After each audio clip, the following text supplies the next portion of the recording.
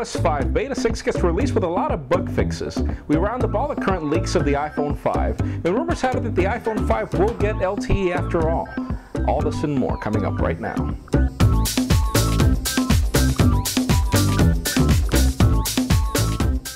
Hello everybody, I'm Jaime Rivera and welcome to the PocketNow iReview, the show where we go through all this week's cool and the not so cool inside the world of Apple's iOS devices. Let's start this week off with the cool. Well, it seems that our past report regarding the release of the iPhone 5 has brought up a lot of debate. We say that it'll probably be released on September 7th, but All Things Z came on record to state that no, it'll most likely be released in October, and they could be right, but think about it. Apple never changes or usually doesn't change the dates of their events.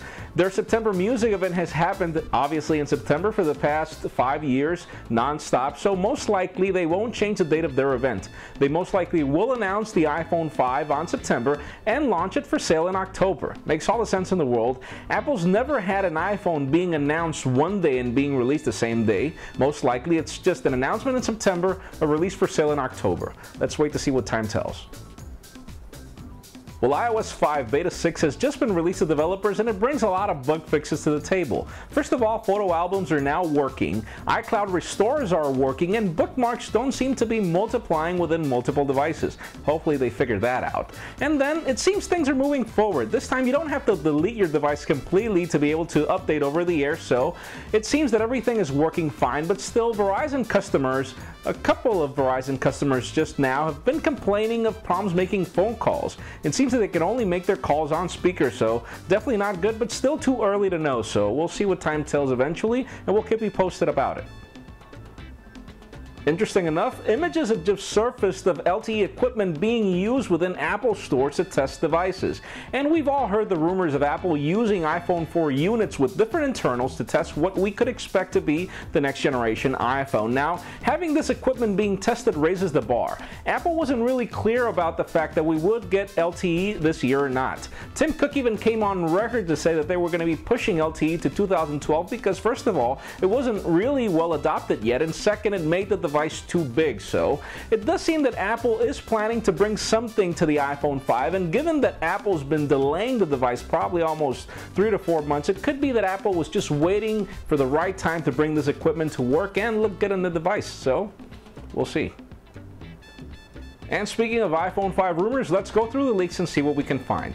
First of all, there's been a lot of talk of Nuance and Siri technologies bringing a lot better voice integration to the iPhone 5. They're talking about a new revolutionary UI for the way you speak to your phone and for the way your phone responds to you.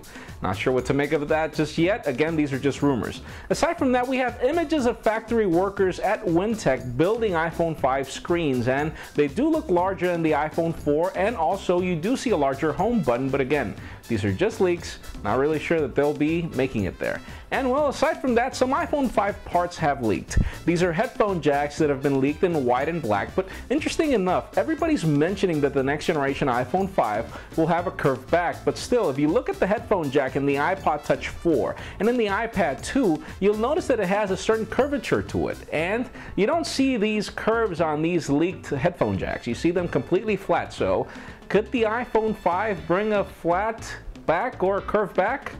Time will tell. And out of the deals for the week, go get your latte at Starbucks because they're currently offering a free application per every purchase that you make.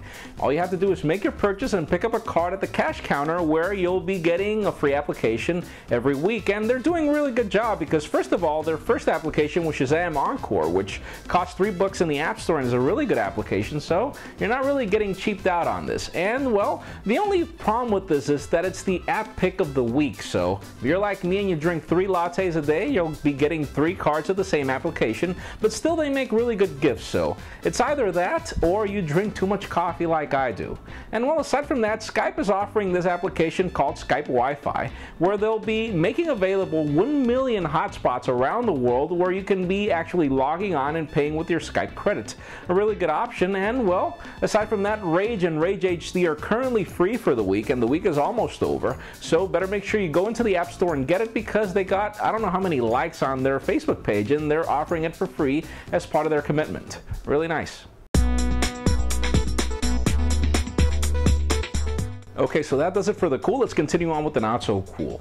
Tablets aren't really our bread and butter here, but we were looking into the lawsuit that Apple recently brought to Samsung for their Galaxy Tab 10.1, and we saw a lot of really bad business practices. Adam Lane recently posted an article written by one of our readers where he actually compared the images that Apple submitted of the Galaxy Tab 10.1 and compared them to the images of the real Galaxy Tab 10.1, and we noticed there were a lot of differences. Call this a really lame way to try to get your way. I mean, Apple, the iPad 2 is a really good product in the opinions of many people. You really don't need to use fake images of a product to try to get your way. Why don't you just let competition do its way and make your products good enough to compete and sell by themselves? Let customers say what they want and not have your lawsuits and lawyers be dealing with things in ways that are completely non-ethical. I mean, talk about a code of business conduct. There are other images of the Samsung Galaxy S line that's being compared to the iPhone and being sued over that, and still, you did manipulate the images too, so not really good practices, my friends. You really need to change that.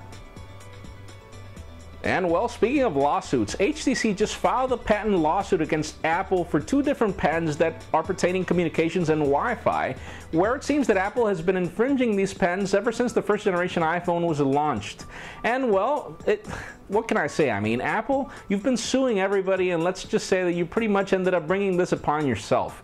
First of all, HTC has been in the market for a while, so we do see probably that HTC will win those patent wars, just as Nokia did win. And you know, this is just to give you an idea of why don't you just try to get along with your competition and build really good products that are going to do a lot better than your current competition than having to go to court for everything that's popping up on your mind, man. That's it for today's show. Thank you very much for watching. I'm Jaime Rivera. Remember to give us a thumbs up if you like what you saw. That's it for now.